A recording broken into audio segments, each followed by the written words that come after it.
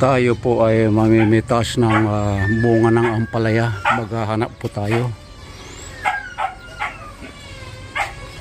kasi maggugulay na naman.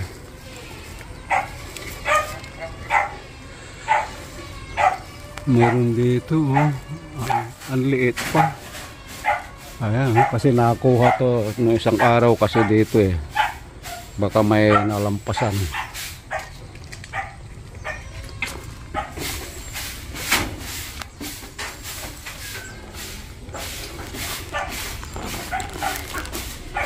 Kasi hindi lang naman kami ang namimitas dito, pinamimigay na lang namin para mapakinabangan. So napitas na kasi.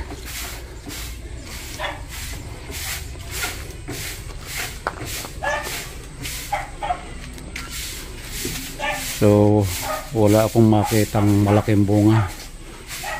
So lilipat ako doon sa kabila. Ayun, mayroong nasa taas. Hindi na ako mailapit yung video. So, alanganin pa. Lipat tayo dito sa andito na ako sa tabi ng kubo. Ang daming talbos. Wala pa rin. Kasi halos araw-araw may nanghihingi.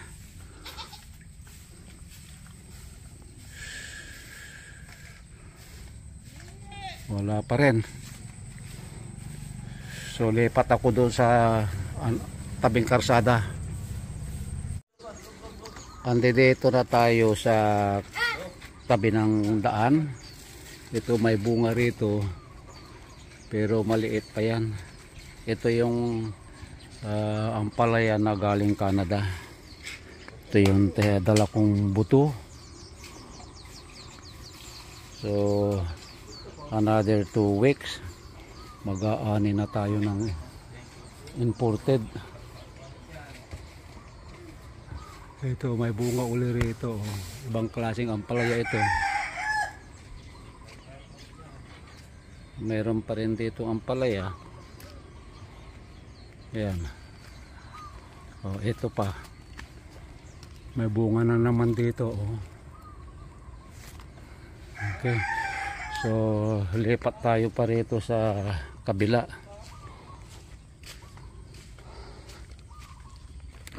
Ito naman yung Philippine na ampalaya na dating talagang pampakbet. So yan, marami na palang bunga. Ito pwede na, ito malaki na, mahaba, mga almost 4 inches ang haba niya siguro. Ayan, daming bunga pala. Ito ito pa, ito hindi na gaanong lalaki ito. Hindi, lalaki pa yan. Ito pitasin na natin to. Ito pa. Every other day mayroong napipitas. Kahit na itong talong, nakatabi sa talong to. Kahapon namitas ako ng 12 yata yun. Ayan, mayroon na naman. So daming bunga itong ampalayang to. Isang puno lang ito.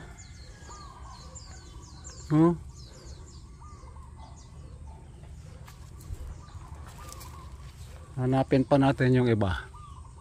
Yun. Ito maganda ang size nito.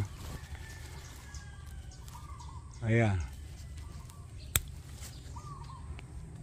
Napapaikutan ng ampalaya itong aming bahay.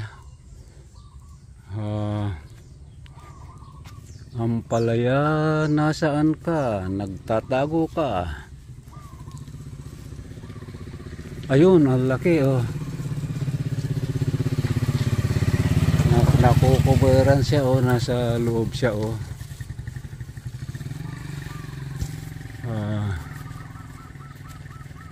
Halos hindi makita, natakpan ka pala ng dahon.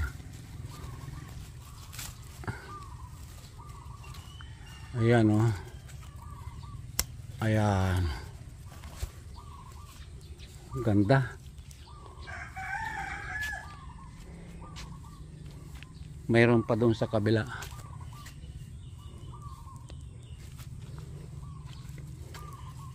Oh, mayroon pa rin dito oh. Nakatago. Ayan. Pipasin na rin natin to. 6 na ampalaya. Ngayon lilipat tayo doon sa kabila.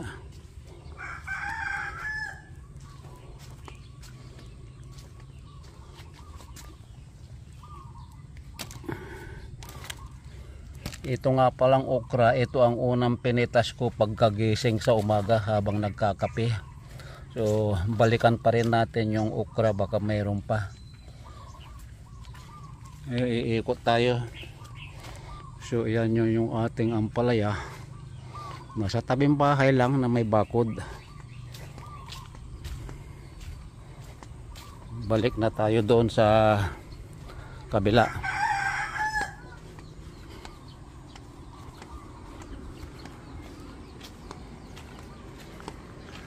Itong ating kalamansi, ang daming bunga. Ayan po oh. Halos lahat ng sanga may bunga. Ayan oh. Dami oh. Siling Taiwan daw. Saluyot. Ang dami akong saluyot. Ito yung ating talong na pinitasan kahapon. Mayroon na naman. So regular size, so napakasarap na igulay yan. Dito tayo namitas ng ampalaya doon sa tabing sa labas sa may karsada. So tignan pa rin natin, baka may nakatago pang bunga. Tignan mo, isang puno lang,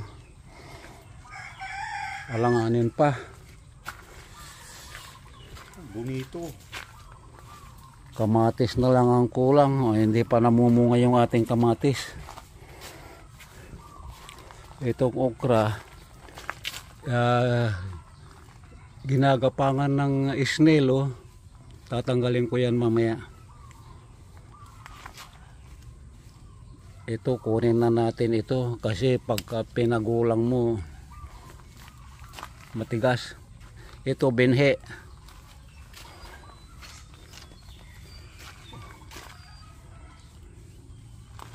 Every other day, katulad nito, pagkaraan ng 2 araw, pipit, malaki na yan. Yan yung mga yan. So nasaan, baka may nakaligtaan pa rito eh. Ito bukas malaki na yan.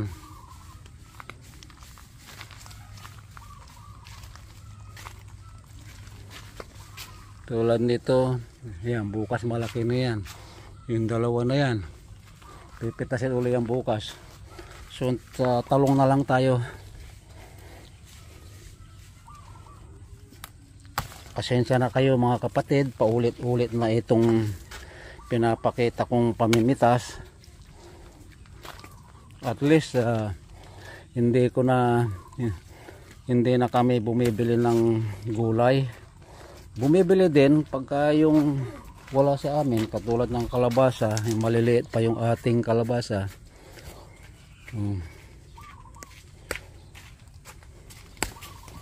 Yan.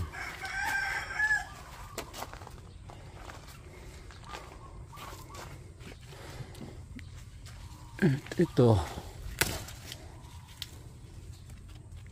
Yan, hindi ko maabot yung kabila. Papasokin ko sa loob. Ayan oh. hindi ko nakukuha na ng video yung pagpitas ko dyan sa itong mga ito. Nilagyan ko na nga ng poste para hindi matumba. Kaya lahat sila may sinasandalan na poste.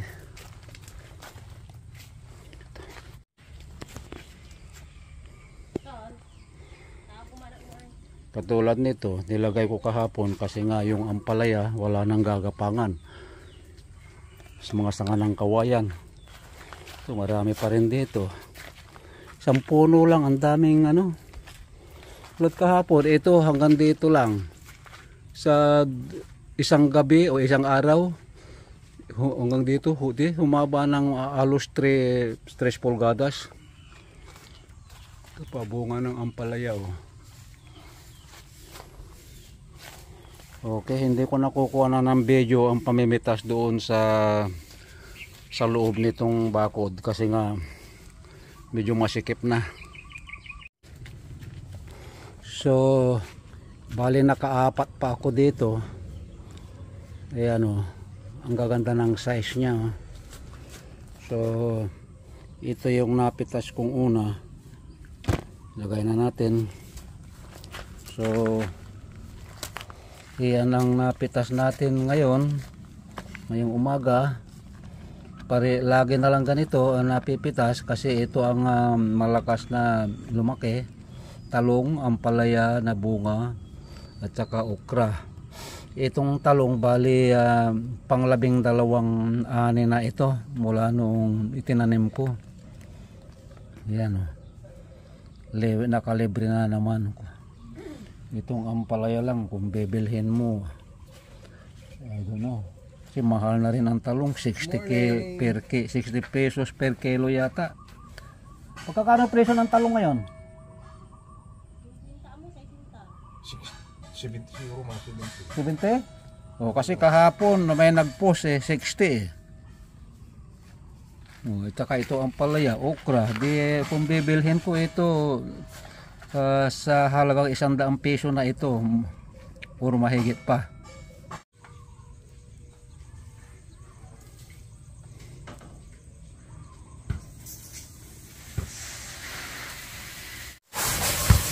So andito tayo ngayon sa lilim ng kubo kasi medyo umaambon-ambon ngayong umaga. Yan ang ating munting kubo. So ito po, wala na kung anong mailagtag na gulay.